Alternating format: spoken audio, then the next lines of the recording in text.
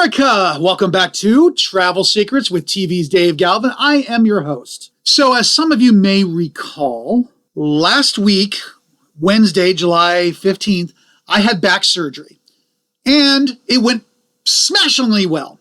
I will feel better in the next few weeks. In the meantime, I am kind of recovering. So if I look a little groggy today and like I'm under the influence of some serious oxycodone, it's because I'm under the influence of some serious oxycodone. But let's get started on the podcast, shall we? And today's topic is the biggest myths about traveling first class. So for many people, first class is sort of an ultimate dream. There's spacious seats, there's champagne, gourmet meals, and personalized service. It all sounds incredible. But there's also a lot of misinformation floating around. Some people think it's only for the wealthy. Others believe it's because it's always worth, the extra money that they're spending. And some assume every first class experience is going to be exactly the same. But the truth is actually a bit more nuanced than that. Today, we're going to separate fact from fiction as we explore the biggest myths about traveling first class. Because if you've ever wondered whether upgrading is worth it or how people actually afford those luxurious seats, okay, this episode's for you. So let's get started. Myth number one, first class is only for the rich. This is the biggest myth of them all.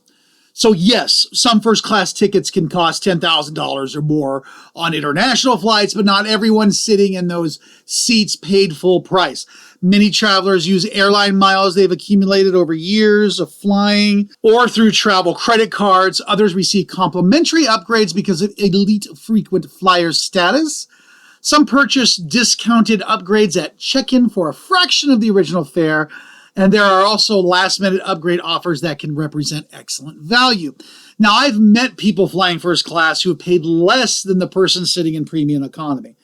The lesson? Never assume everyone in first class is wealthy. Myth number two, every airline's first class is the same. Yeah, not even close on this one. Domestic first class in the U.S. often means a wider seat. There's extra legroom, complimentary alcohol, and priority boarding. International first class can be an entirely different experience. Some airlines are going to offer the private suites with the sliding doors, fully flat beds, gourmet dining prepared to order, luxury amenity kits, designer pajamas. There's onboard showers on some of these, or even private lounges before you fly. Now, the difference between one airline's first class and another's can be enormous. You need to research the airline, not just the cabin. Myth number three, business class and first class are the same. Yeah, they're getting closer, but they're still different in many airlines. Business class has improved dramatically over the last decade. On some airlines, business class is so impressive that many travelers don't feel the need to pay extra for first class. However, when first class is offered, it usually provides more privacy, better service, fewer passengers, premium food and beverages, and exclusive lounges. For some travelers, those extras don't really matter. For others, business class is actually the smarter value. Myth number four, first class means you're going to get better food. Yeah, sometimes, but on a short domestic flight, your meal is going to be fairly basic. On a long international flight, you might enjoy several courses on your dining. There might be premium wines, desserts, and meals served on real china with real metal silverware. Quite recently, my wife and I flew back from London Heathrow, London nonstop to Portland, and that particular flight had free alcohol service across the entire plane, regardless of where you were sitting.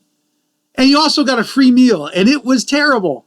No, seriously, they had to put curry on everything. It was horrible. Oh, God. And then, even more recently, my son and I, as most of you know, we actually flew down from Portland down to Reno, which is about an hour flight, and our meals consisted of a jug of water half this size. And I got my nose a little bit out of shape because Alaska Airlines, the flight attendants went right by me with the card, didn't even ask me if I wanted any water or juice. That's it. They didn't even ask. Like they knew they were going to run out if they asked somebody, so they didn't ask me. Alaska.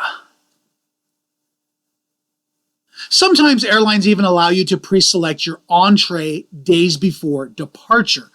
The length of your flight often determines the dining experience more than the words first class. Myth number 5, flying first class eliminates travel stress.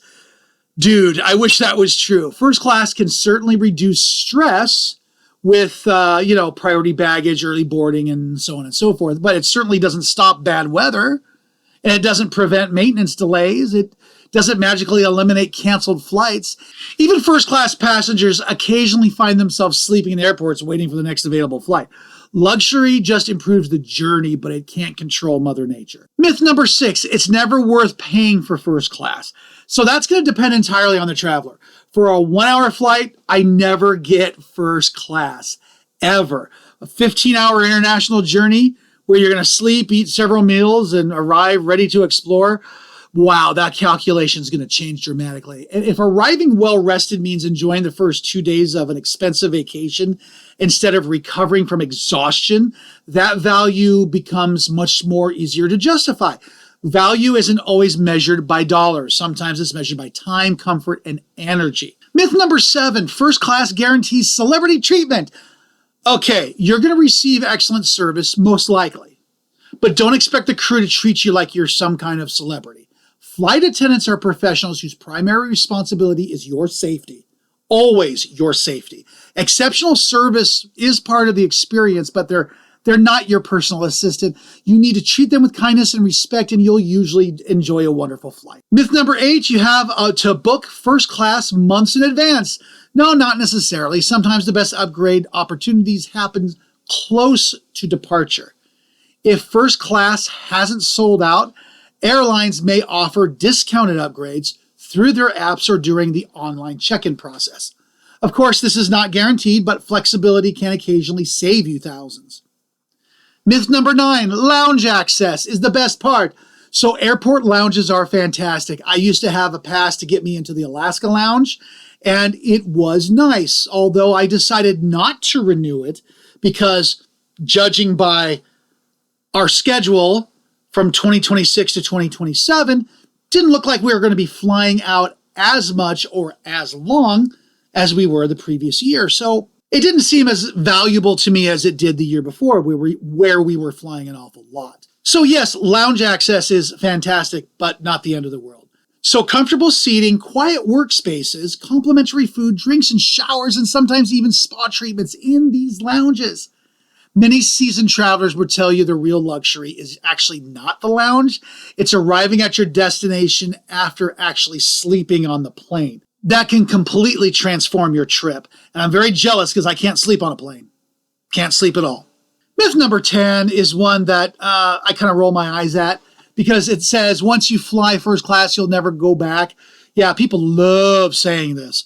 The truth is many experienced travelers happily switch between economy, premium, business, and first class depending on the trip.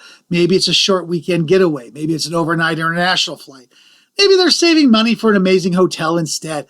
Smart travelers choose what delivers the most value for that specific vacation. So is first class worth it? My answer is sometimes, but just not always. The best travel decisions aren't about buying the most expensive option. They're about buying the right option. If you're flying across the country for a quick meeting, economy is going to be perfectly fine. If you're celebrating your honeymoon or taking the vacation of a lifetime, first class could probably become part of the experience itself. There's no universal answer. The only answer is what's right for you.